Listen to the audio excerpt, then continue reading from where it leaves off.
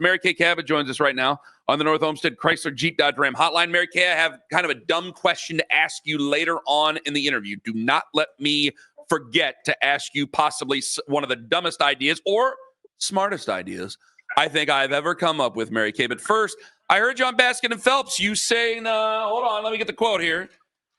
Long shot, Deshaun Watson plays at some point this season. I don't know, Mary Kay. It feels like an about face. No, I've been saying that he's around. He's in the meeting rooms, that he's throwing to wide receivers. But I still feel personally, and I've said this many times on this show and others, I really think the ship has sailed here for the most part for Deshaun Watson. I don't envision him playing this season, and I think it's going to be a long shot even next season if he's still on the roster, which he can still be on the roster next season because he would count $80 million against the cap if they tried to cut him. So I don't think it's an about face at all. I've been saying that he is here. He's helping guys. But as far as actually getting on the football field, I don't really see that happening. Yeah, Mary Kay, maybe nobody cares because he just wasn't flat out good enough, and it's been a disaster from basically moment one. You thought maybe he could pull people in by just his elite play. We haven't seen any of that. We haven't even seen average play. But with all that said, like, does he have any kind of a relationship with anybody in town? Are there any like next level relationships, not like shallow relationships from teammates to people that cover him? Like, I just feel like I don't know anything about Deshaun Watson other than what's been in the news over the years. Well, I think that a lot of his teammates like him. I mean, you saw so many of them really get very, very upset when some, not everybody, when some fans cheered while he was down with the Achilles. His fans, including Myles Garrett, of course, Jameis Winston, and a bunch of others, Nick Chubb, jumped to his defense.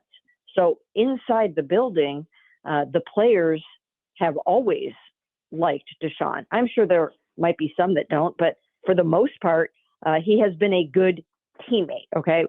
You can say whatever you want about Deshaun in any other aspect, but inside the building, he's been, for the most part, a good teammate, especially this year.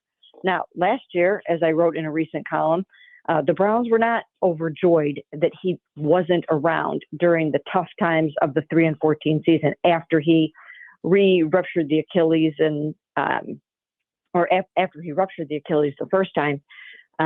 They were not overjoyed that he wasn't around very much.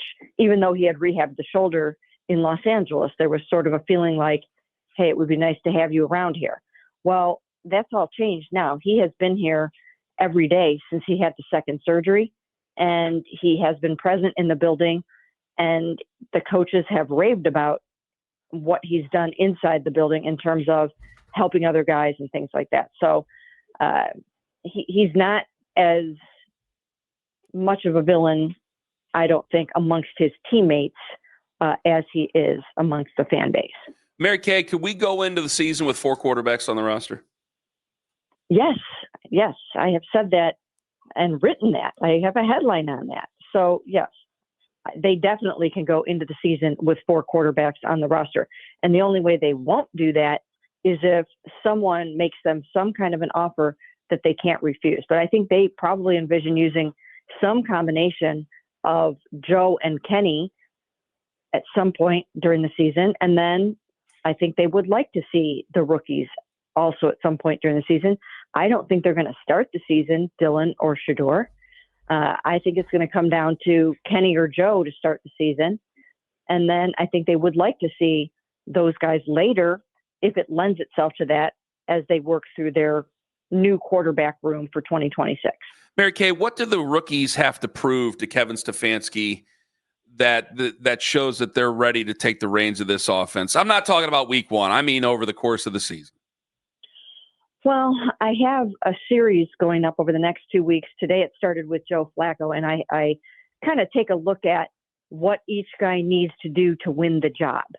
And in the case of Dylan Gabriel and Shedeur Sanders, Dylan would just have to show a complete mastery of everything to the point where he's ready to go out there and play fast. The thing about Dylan is that he has a computer-like processing speed. I had talked to someone at the Senior Bowl that told me that he was as good as anyone when you put him on the whiteboard and you talk ball with him, that he's just very, very quick in picking all of that up and understanding it and already knowing a lot of that. So in the case of Dylan, it's just a matter of, it would be to go out there and show that he can play fast in this system and that he's connecting well with the players that he would need to, the Jerry Judys, the David Njokus, Cedric Tillmans, and that he can handle everything that's going to be thrown at him. He's got a very well-rounded game already and a good grasp and understanding of the whole pre-snap process and beyond. In the case of Shedeur, I've written this many times that he was not as up to speed on some of the kinds of terminology or concepts or long, complicated play calls and different things as Dylan was. He didn't come in with a real enormous football encyclopedia of those things. But the Browns have discovered, and people want to lose the second part of this whenever I talk about this, but this part is important. He also has an incredibly high football acumen, and he can quickly pick all this stuff up. It's just that he hasn't had to bark out the real long plays and all of that kind of thing yet. So he's coming up that learning curve quickly, and they saw that in the final 2 weeks of the last week of OTAs and the week of minicamp. They saw how all of his studying really lent itself to a good performance on the practice field. It translated. And if he continues to do that and he shows back up for training camp with even more knowledge of the system and more mastery over the terminology and all the things that you have to do pre-snap, then he's going to keep himself in the mix. And he's in it right now. He kept himself in it with a really, really good 2 final weeks. And he didn't take himself out of it with the speeding. He's not out of it because of that. I think those are the things. He's got to show that he can do all the pre-snap stuff as well as he does the post-snap stuff. And he has an edge, I would say, in some ways on Dylan in the post-snap stuff, just in terms of accuracy, touch on the ball, and those kinds of things. So those are some of the things. I know I'm putting you in a tough spot because it's been really hard to separate the quarterbacks just based on what we've seen so far. And it hasn't really been anything remotely related to real football. But who would be, of the 4 quarterbacks, do you think the favorite to not be here once the season started? For one reason or another, maybe a trade, maybe just not good enough, just whatever it is, just that one quarterback. Well, like you said, I think all four quarterbacks are going to make the football team. And I've said that and I've written that many times. It's difficult to predict at this point which one would be the odd man out if one had to be. I don't think one has to be, and I don't think one will be. But if I had to pick one right now at this moment, I suppose, and I don't even like to do this because I don't see this happening, I suppose I'm going to say this, but also say I think there's a good chance Joe can start the season. But I suppose there is a chance where if someone made them an offer that they couldn't refuse, if a quarterback goes down in training camp and said, we have to have Joe Flacco, maybe we're going to make them some kind of an offer for him. I suppose he would be the one that a team might be most likely to come after to get them through their early part of the season or whatever the case may be. But I think he's going to make the team. And I think he still has a good shot to start in week 1, as does Kenny Pickett. Steelers made a lot of moves, and I know you're paying attention to the rest of the division, not just the Browns. One of the moves they haven't made is either signing T.J. Watt to an extension or trading T.J. Watt. If you were the Steelers, Mary Kay, would you trade T.J. Watt? Oh, boy. I suppose it depends on what you think you can get and what you think you can get out of that. I think that when Myles Garrett wanted to be traded, I think it became evident that it's hard for a team to give up that much draft capital for a player like that. and that much money, because when you are trading for TJ Watt, you are also taking on a salary of more than $40 million a year now, because he's going to want to top Myles Garrett. So that's going to be the going rate for a player like that. And so I think it would be tough. I think that, like the Browns did, I think that they would probably be better served by hanging on to him and letting him do his thing. All right, now I got a wild question for you. Okay, when the Browns move into their new stadium in 2029, they'll have the wall of fans, which I believe they will call the dog pound. I don't know if anything's official yet, but you imagine that's going to be the dog pound, right, Mary Kay? Right. Right. So, a lot of people this week, now that it looks like we're moving forward with the stadium, they're going, oh my gosh, the 3-14 and we're rewarding a team that isn't very good. And I go, wait a minute, I got an idea. What if, the second time I say it, Tone, I don't have that much confidence in it. Come on, Kay, just ask her. They go, you know what? It's the team has to play well enough for the dog pound to be the dog pound. That we will just have that section and they will fans can sit in the end zone. And we won't call the dog pound until the Browns make the playoffs either in the new stadium or the year before they're going to the new stadium. Your thoughts? I think it's such an incredible marketing technique and strategy for the Cleveland Browns, and the dog pound is such an enormous, huge part of the Cleveland Browns that I think it will be incorporated into the new stadium right from the beginning. And I don't really have a problem with that. They've seized it. There's dog merch everywhere.